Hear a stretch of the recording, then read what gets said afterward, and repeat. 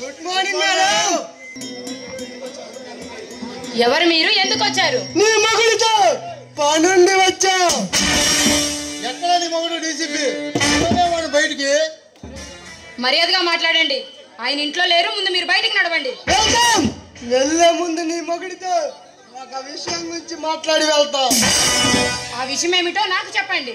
అదేమి లేదు, నీ మగుడు పెద్ద హీరోలాగా అబ్బాయి సింగ్ మనుషులు అసలు చేశాడు.